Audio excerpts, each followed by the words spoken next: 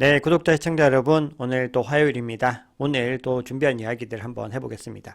자, 원유 감산 소식 제가 어제 전해드렸죠. 이제 원유 감산을 했는데 거기다 어제 이제 제조업 지수가 발표가 됐는데요. 여러 가지로 이제 연준을 이제 복잡하게 괴롭힐 수 있는 그런 상황들이 지금 만들어지고 있습니다. 그래서 월가에서는 경기 침체 시그널이라는 그런 굉장히 강한 내러티브가 형성이 되고 있는데요. 자, 그 부분에 대해서 말씀을 드리고 이때 비트코인이 어떤 역할을 하게 되고 왜 우리는 비트코인을 반드시 붙잡아야 되는지에 대해서 알아보겠습니다. 자, 그리고 어제 도지코인이 굉장히 크게 상승을 했는데요. 자, 그 이유는 물론 일론 머스크겠죠. 과연 어떤 일들이 있었는지 그 부분에 대해서도 알아보고요. 리플에 대한 소식들도 함께 알아보겠습니다. 자, 영상 끝까지 봐주시면 너무 좋을 것 같습니다. 네, 여러분 반갑습니다. 저는 7권의 책을 쓴 박 작가입니다. 카카오톡에서요, 크립토 트렌드랩이라고 하는 커뮤니티를 운영하고 있습니다. 현재 한 3천여 분이 함께 참여하셔서요, 굉장히 활발하게 대화와 정보 공유를 하고 계십니다. 혼자 투자하시는 게 어려우신 분들은 함께 참여하시면 투자에 도움이 되실 겁니다. 자, 오늘 영상 내용이 도움이 되시거나 괜찮으시면요, 구독, 좋아요, 알림 설정, 댓글 정중하게 부탁드리겠습니다. 네, 어제 월요일 아침에 굉장히 좀 큰 소식 하나가 전해졌죠. 이 산유국들, 오펙 플러스가요, 추가 감산을 하겠다, 원유를 갖다가. 그렇게 되니까 유가가 굉장히 많이 실제로 급등을 했습니다. 자, 이렇게 되니까 연준의 금리 셈법이 더욱더 복잡해지는 그림이 나오죠. 원래부터 연준이 상황이 굉장히 복잡했습니다. 그런데 이 산유국들이 이렇게 갑자기 기습적인 공략을 하니까요, 인플레이션에 대한 우려가 훨씬 더 커지게 되면서 이 연준의 머릿속이 더 복잡해지는 그림이 그려지고 있습니다. 네, 어제 제조업 분야에서 또 중요한 지표가 하나 발표가 됐어요. ISM 제조업 구매 관리자 지수라는 건데요. 이 수치가요, 이전 달보다 무려 1.4%, 그리고 예측치보다도 1.2% 하회를 하면서 시장에서 굉장히 당혹스러운 이 모습을 보여줬습니다.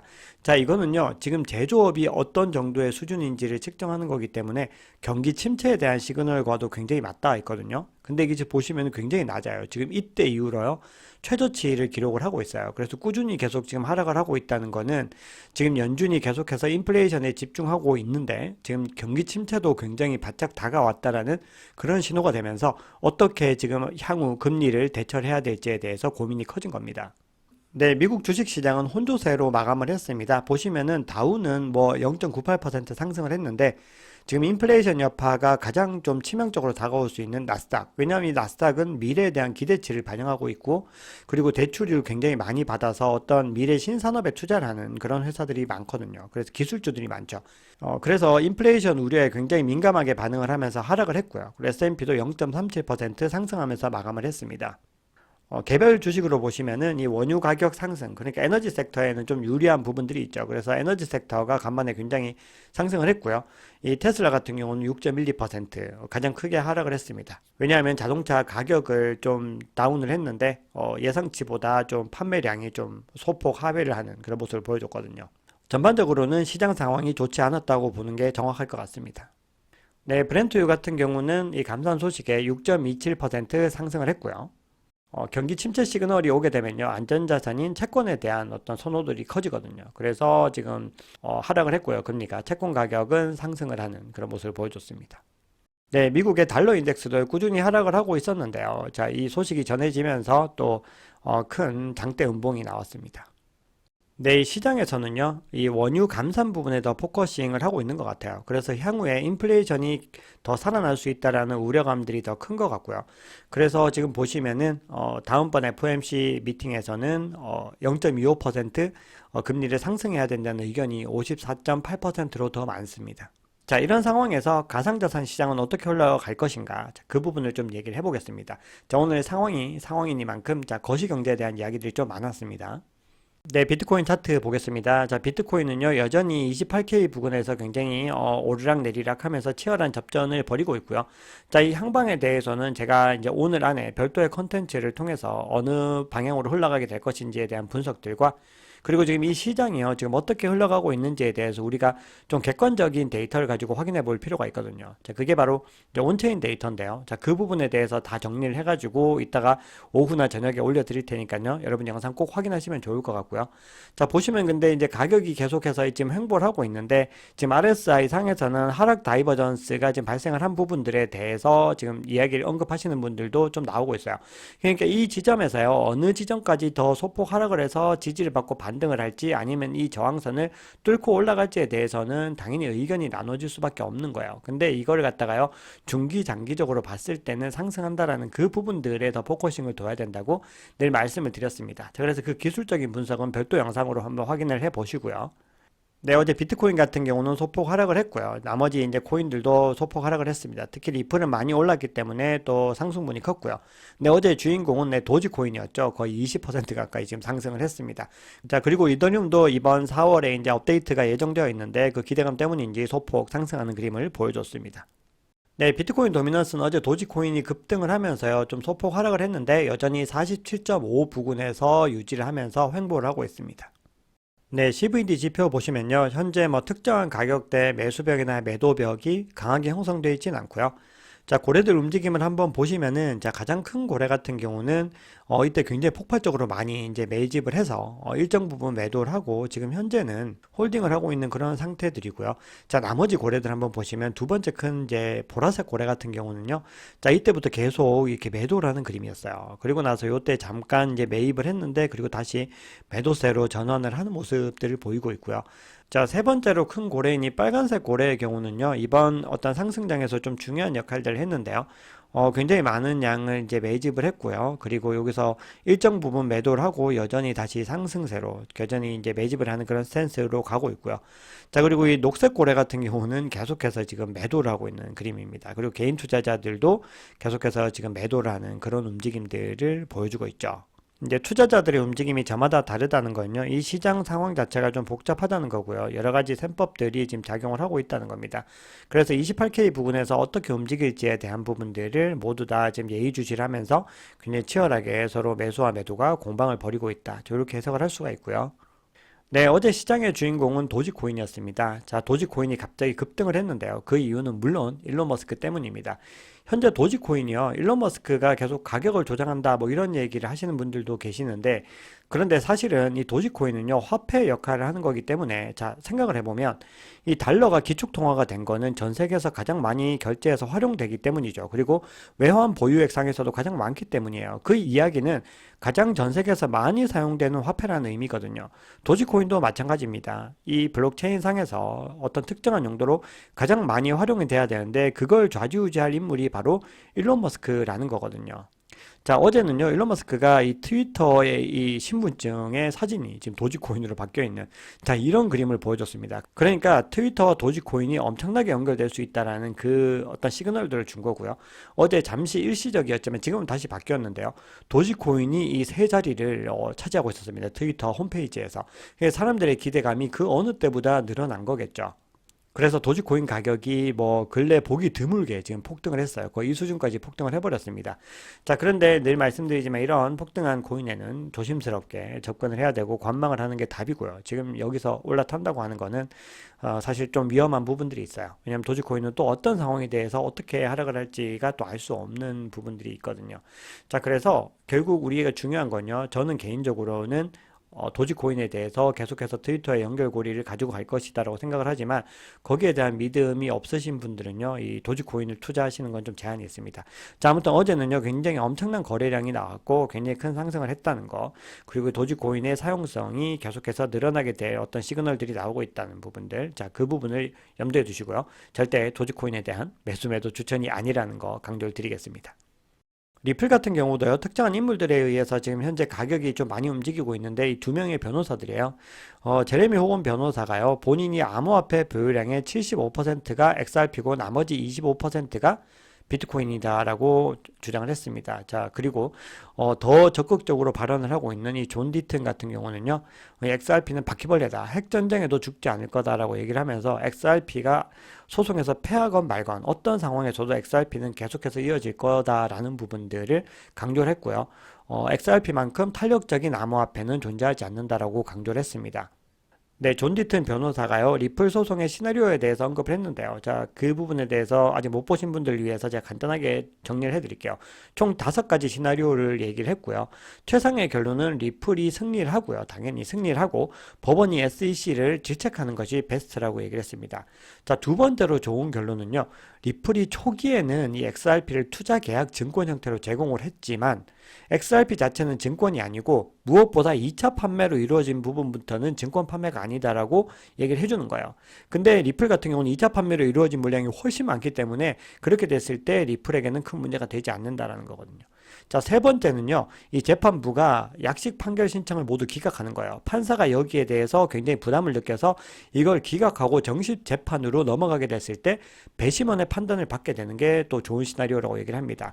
자, 현재 미국 금융당국은요. 굉장히 암호화폐에 대해서 좋지 못한 스탠스를 보이고 있기 때문에 판결을 내리는데 좀 부담을 느낄 수가 있어요. 그런데 배심원들은 그런 영향력에서 벗어나 있기 때문에 훨씬 더 좀 공정하고 정의로운 판단을 내릴 수 있을 거라는 거죠. 자, 네 번째는요, XRP가 증권으로 간주가 되는 거예요. 다만 2차 판매의 경우는 이번 적용 범위에서 제외를 하게 되면은 숨을 쉴 수가 있겠죠. 자, 이렇게 됐을 때 이 리플랩스 그리고 전 현직 임원들이 항소하겠지만 리플은 지금처럼 거래를 할 수 있다는 거예요. 마지막으로 최악의 시나리오는 법원이 SEC에 유리한 약식 판결을 내리면서 XRP 자체의 증권성이나 2차 판매를 언급을 하지 않아 버리는 거예요. 그건 암묵적으로 동의를 한 거기 때문에 SEC의 손을 완전히 들어주는 것이 된다는 거죠. XRP 같은 경우는 약식 판결이 뭐 지난달에 나올 수도 있었다, 3월 말에 나온다 이런 이야기들이 자꾸 돌면서 기대감이 커졌는데 지금 아직까지 발표가 나지 않으면서 또 하락하는 그런 모습들을 보여주고 있습니다. 자, 그러면 가상자산 전반에 대한 이야기를 좀 해볼게요. 골드만삭스 출신의 라울 팔이라는 분이요. 결국 코인베이스와 서클이 미국을 떠날 수도 있다라는 이야기를 하고 있습니다. 그리고 최근 유럽에서 굉장히 이 가상자산을 갖다 적극적으로 받아들이는 나라들이 늘어나고 있거든요. 특히 프랑스, 스위스, 그리고 독일 같은 나라들인데 거기다가 이제 아시아의 싱가포르나 홍콩 같은 나라들도 비슷한 기조를 보이고 있기 때문에 이렇게 나라를 떠나서 미국을 떠나서 이제 다른 유럽이나 이제 아시아 국가들이 이득을 볼 것이다라고 얘기를 하고 있습니다. 근데 이 라울파의 얘기에는요, 굉장히 미국이 어리석다라는 이야기를 담고 있는데, 자, 생각을 해보면 미국이 달러 패권이 굉장히 흔들리고 있죠. 계속해서 달러를 지키려고 하지만 브릭스를 중심으로 중동 국가들, 중국을 중심으로 해서 이 달러 패권은 내려가고 있어요. 이런 상황에서 이 가상화폐, 가상자산에 대한 패권들까지 놓치게 되면 미국은 너무나 치명적인 타격을 받을 것이다. 이렇게 해석을 하는 겁니다. 자, 그리고 이 메사리 창업자 라이언 셀키스가 굉장히 핵사이다를 또 날려주셨는데요. SEC 게리 겐슬러가요, FTX 사태를 은폐하려고 암호화폐 허상 공격을 하고 있다는 거예요. 자, FTX 사태에 굉장히 좀 관계가 있는 인물로 이 게리 겐슬러가 꼽혔어요. 왜냐하면 이 뽀글이 샘 뱅크먼 프라이드와 이 MIT 사제지간이거든요. 자, 그러면서 이 게리 겐슬러가 갑자기 느닷없이 말도 안 되는 지금 공격들을 하고 있는 거죠. 자, 그러면서 라이언 셀키스 이렇게 얘기합니다. 정치적 자원의 이토록 무능력한 착오를 어디서 본 적이 있는가? 아, 있다. 그리고 게리 겐슬러의 2016년 대선 패배다라고 얘기를 합니다. 2016년에요. 힐러리 클린턴이 패배를 할 때 게리 겐슬러가 이 캠프에 있었습니다. 따라서 이 얘기는요, 향후에 바이든이 대선에서 패할 수 있다라는 거를 갖다 이야기를 하는 거예요. 자, 미국과 달리 유럽은 암호화폐에 친화적인 행보를 보이고 있다가 말씀을 드렸죠. 자, 프랑스 3대 은행이래요. 자, 크레디 아크리콜이라고 하는 은행이요. 블록체인 기반의 디지털 채권 플랫폼을 출범한다는 소식이 전해졌고요. 자, 독일의 슈투트가르트 증권거래소가 암호화폐 수탁 서비스 권한을 획득했다라고 합니다. 이 두 나라들이 굉장히 좀 적극적인 행보를 보이고 있어요.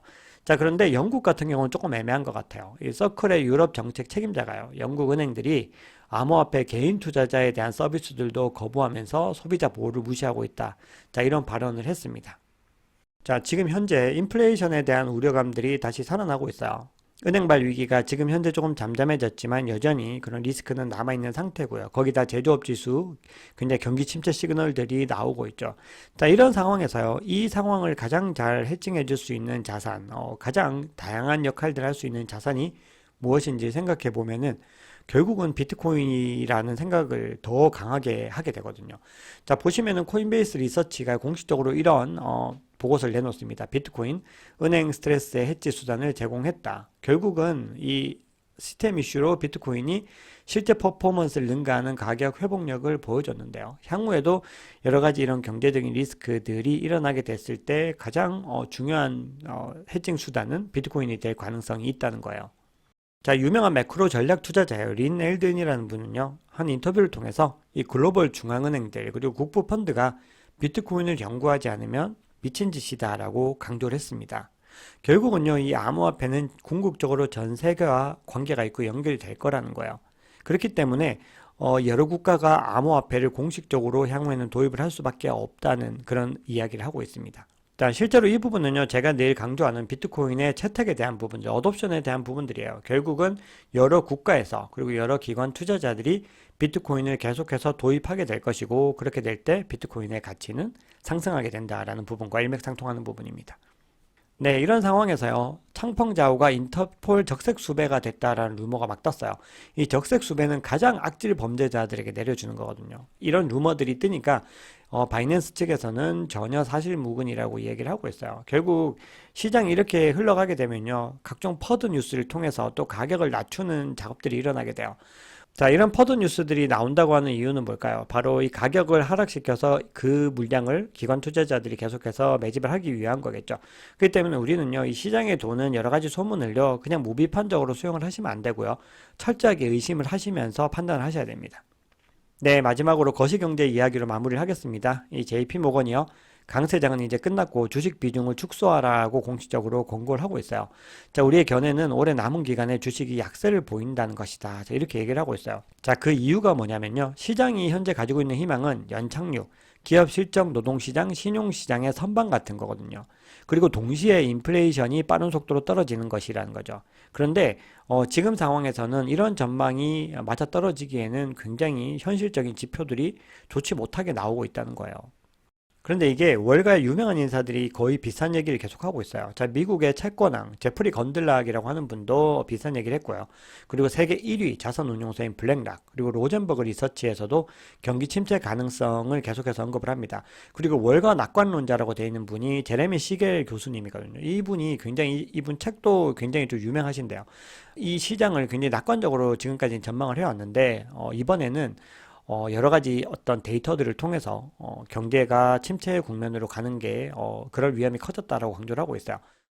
제프리 건들락이 얘기했던 증거들은요, 이 10년물과 2년물 채권금리 역전된 부분들, 이게 뭐 거의 유례 없이 많이 역전이 되고 있는데요.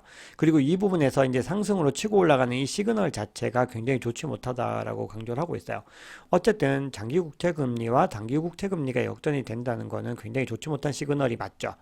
자, 그래서 우리가요, 지금 현재 상황에서는 시장을 또 너무 긍정적으로 보지는 말고, 어느 일정 부분에서는 관망을 하면서 또 분할로 접근을 하는데요. 개인적으로는 이 상황에서 가장 좋은 투자 자산은 비트코인이 될 가능성이 높다. 그리고 이게 은행 금융 시스템 리스크에서 굉장히 많이 증명이 되고 있다는 부분들을 좀 강조를 드리고 싶고요.